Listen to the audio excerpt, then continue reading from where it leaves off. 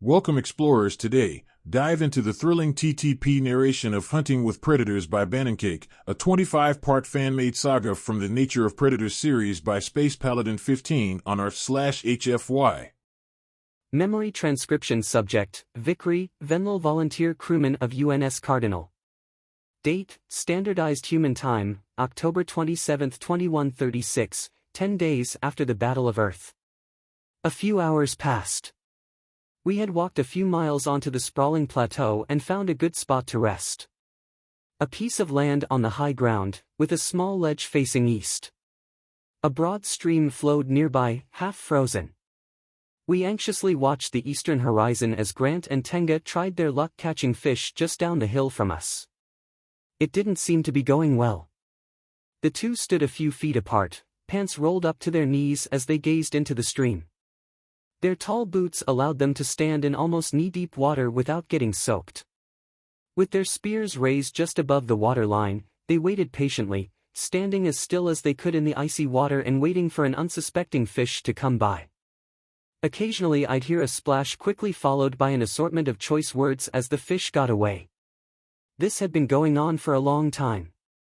The humans would rotate out and return to the fire to warm up before trying again. Tenga sat down next to me, close to the fire, shivering. "Still nothing?" Reese asked. "There's hardly anything in there. Anything we see is too small to get on the end of a spear or too quick to catch with our hands." Tenga replied as he rubbed his hands together near the flames. "Anything from our friends? They've been awful quiet. I think they might be resting. Getting ready to go on the hunt at night." Reese answered as he stared at the horizon. Tenga sighed. "Maybe we should do the same. We don't want them catching us in our sleep. Didn't humans figure out how to tame wolves a long time ago?" Querek asked. "Well, yeah. That's why we have dogs today. It ain't something that happened in a day, though," Reese answered. "The plan is to intimidate them into backing down, not tame them," Tenga added. "Will that work? There are only 3 of you," I asked, concerned. Reese tilted his head slightly before answering. "You'd be surprised. Wolves keep their distance from humans because we're some of the only ones around who could actually kill them." I looked over at him. I'd heard of how effective the humans were on the Gojid cradle, but I'd never seen it firsthand. Truthfully, I had no idea how capable they were. They had no natural weaponry other than 4 incisors hiding amongst their flatter teeth. Yet he seemed confident the predators would back down. "Yeah, but what about us?" Querek asked. Reese turned to him. "What about you?" he replied. "We aren't exactly the most imposing-looking creatures in the galaxy." Querek shot back. Reese laughed. "Neither is a honey badger, but those crazy bastards can intimidate anything. It's about attitude, not appearance. Those things are smaller than you, but they will happily go after a much larger predator if it so much as looks in their general direction. Convince the attacker that you're crazy enough to maim them for life, and they will gladly look for food elsewhere." Querek and I locked eyes for a second, unsure whether to believe him. "And is this creature a predator?" I asked skeptically. "It's an omnivore," Reese answered. "Look, you could consider just about everything on this planet a predator. The so-called prey animals could destroy us just as easily as any wolf. Hell, some of them kill or maim each other on a regular basis. There ain't a second that goes by that something on this planet isn't being eaten or killed by something it attempted to eat." "Very true," Tenga added. "That's one of the reasons I'd prefer not to get up close and personal with a bison. They could easily stomp us into the ground if things went wrong. Humans got good at throwing things for a reason." It was believable. There were a lot of predators on this planet, and the prey had to keep up with the competition. But the way he said it made Earth's global ecosystem sound like an arena. So many warring species fighting to survive.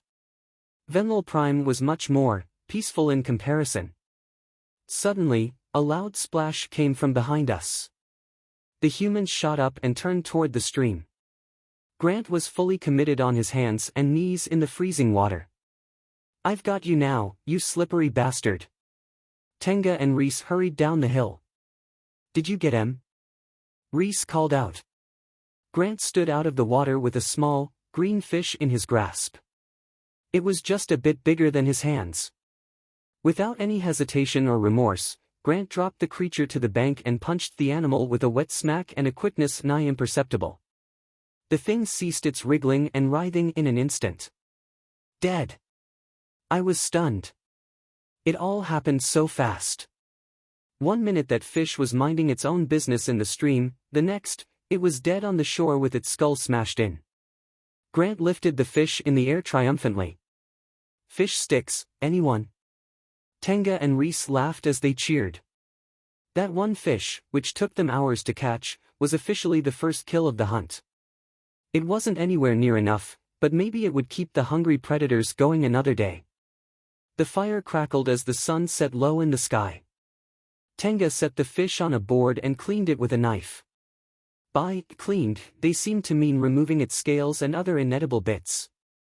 He made sure to face away from us so that we wouldn't see, but the smell alone was sickening. No doubt the wolves could smell it from wherever they were stalking us. Tenga wiped his knife on his pants leg and turned to us with the board, clearly apprehensive about eating real, once-living meat in front of us. Truth be told, I was apprehensive about being there to see it, but I'd said I would accompany them on their hunt. This was a part of that. 3 thin slabs of pink flesh laid on the board.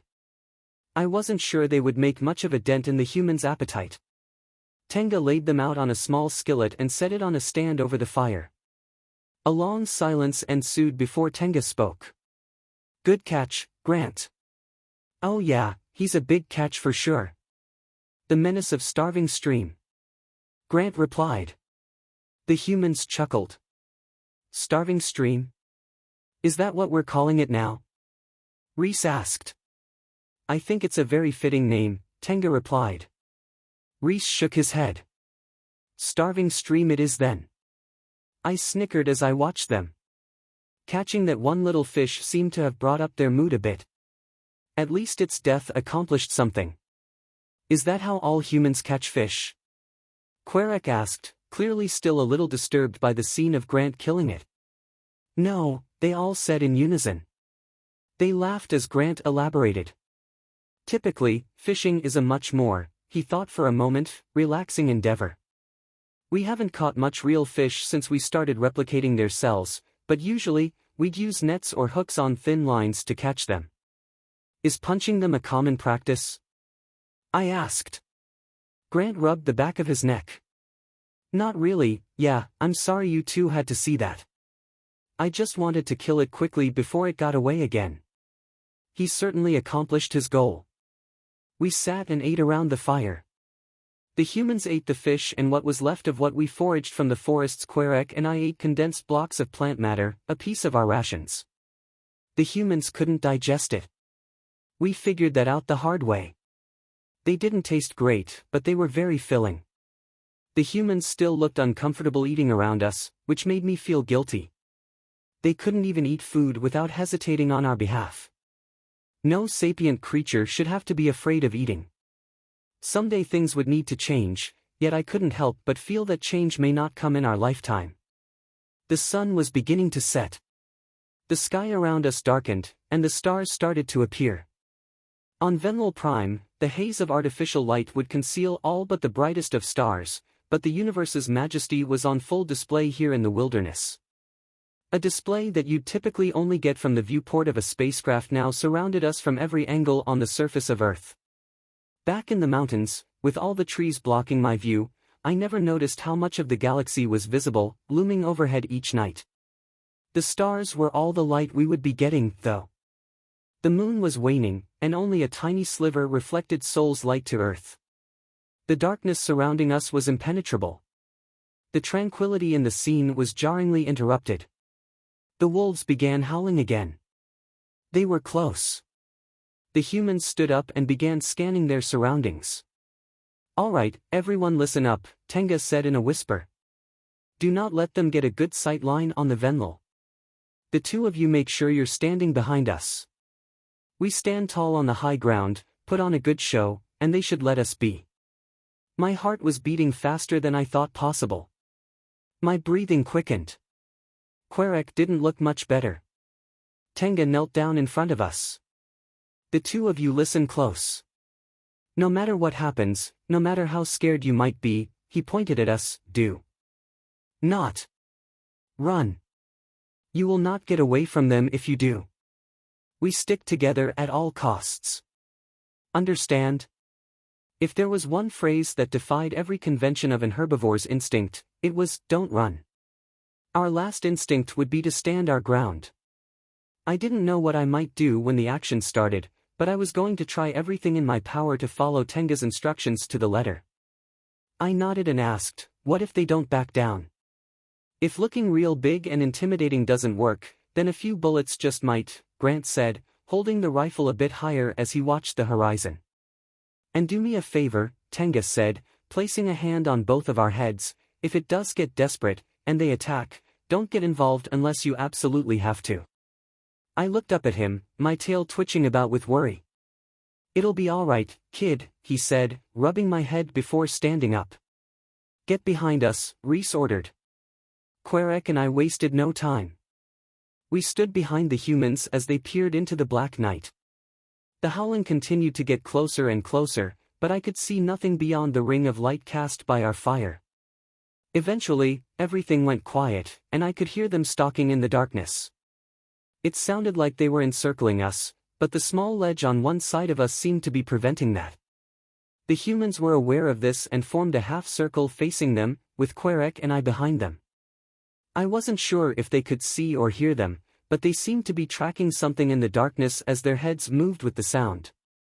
Things went silent for a moment before I heard a growl from somewhere in front of us. A low-pitched, guttural snarl that made my head spin with dread. Querek and I started inching backward before Tenga stopped us with an outstretched hand. He pulled a flare rod from his pocket and ignited it. The flare hissed as it bathed the snow around us in an ominous, red glow. He held the light high in one hand while his spear rested in the other. No nightmare forged in my mind could ever replicate what I saw next. 8 canids, more than half the height of a human, stood in a half-circle just 20 meters from the humans. Their gray and white coats camouflaged them against the thick blanket of snow. Their eyes reflected the red glow from the flare as they held their heads low to the ground. They were inspecting us, sizing us up. The 4 in front seemed to be the pack's largest, all growling and snarling as they watched the humans with a feral hunger. They looked famished to the point of sickness. Their ribs were clearly visible through their thick coats, even from here. Maybe they didn't kill that bison. The pack started to inch closer, and the humans stood tall in front of us, leveling spears and a rifle in their direction. Back! Reese barked, stepping in the direction of their left flank with a quick, jerky movement as though he were about to charge. The wolves on that side hesitated, but the 4 in front continued inching closer as they barked back. The sound numbed my entire body as I watched them advance. As they got closer, I could see that something wasn't right. These wolves had a particularly aggressive stance compared to the other 4 and seemed especially hungry. Saliva spilled out from their sharp teeth as they stalked closer. All it took was a threat of violence to keep the other 4 at bay, but these wolves continued despite multiple threats from all 3. The barking and shouting intensified as the pack got closer, but the humans stood their ground, and the canids kept advancing. Shit, Tenga, they aren't backing down, I heard Grant say, sights set squarely on the closest wolf. Yeah, they're sick, Tenga replied. Fuck, Reese added. The humans seemed to give up the tall posture and opted for a low, wide stance, minimizing their silhouette. Sick? What did they mean by that? What's going on? Querek whispered, trembling. They're rabid, Grant replied, meaning they might not be so reasonable. My heart thumped against my rib cage as I waited for the inevitable. I didn't know what Grant was talking about, but I could tell we weren't getting out of this without a fight. I constantly reminded myself not to run. To stay as close to the humans as possible. Without warning, one of the wolves rushed forward. Grant pulled the trigger, and with a deafening crack, the fight was on. I kept track of the number of shots we had left in my mind. 3. The lead wolf crumbled without a sound. The 4 in the outer circle promptly bolted away. Good, at least half of them still had some sense. The remaining 3, however, were now on a full offensive. 2 ran for Reese, probably seeing him as the smallest and weakest. They couldn't have been more wrong. Reese stood his ground, spear leveled directly at them. With incredible dexterity, Grant switched targets and shot the closest one to Reese just before it leapt into the air toward our pack. 2. It yelped and crashed into Reese's legs, writhing on the ground. Reese buckled as the clash compromised his balance. Before Grant had a chance to shoot again, the second wolf attacked. The beast tackled Reese to the ground, biting down on the spear as Reese extended it in front of his face with 2 hands, protecting his throat. Reese let out a primal growl as he strained to hold the predator back. Grant quickly knelt down so he wouldn't hit Reese and took the shot. The bullet pierced clean through the wolf's shoulders, and it collapsed on top of Reese. 1. The final wolf charged at Grant. He was wide open and wasn't getting that rifle swung around in time. Suddenly, from my right, I heard Querek running up. "Grant," he shouted, reaching out, trying to warn the vulnerable predator. That was a mistake. The wolf charged past Grant and went after him. There was no time to react. The creature bit down on Querek's shoulder as it tackled him to the ground.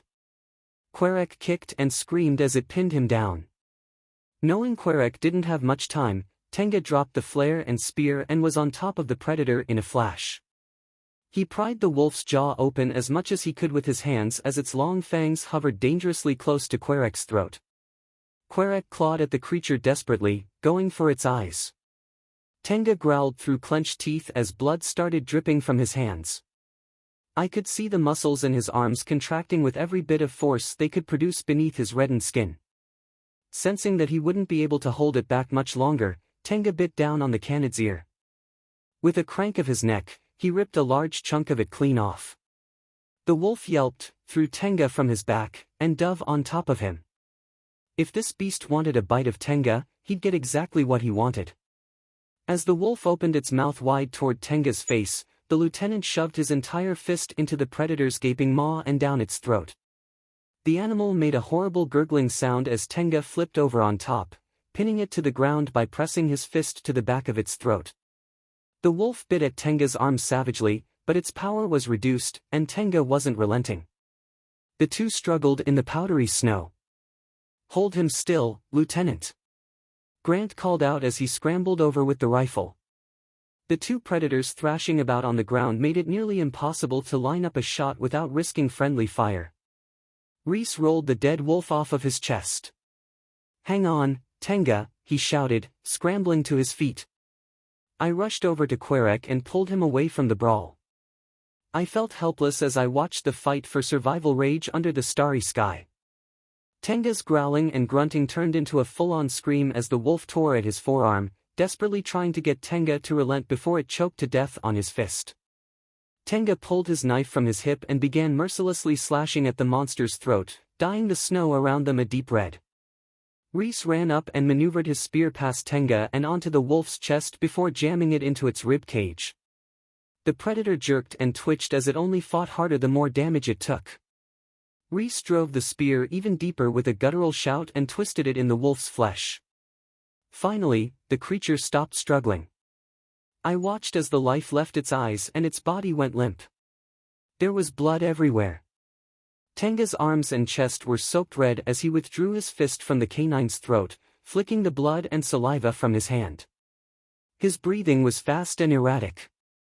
He fell backward from on top of the wolf as Reese steadied him.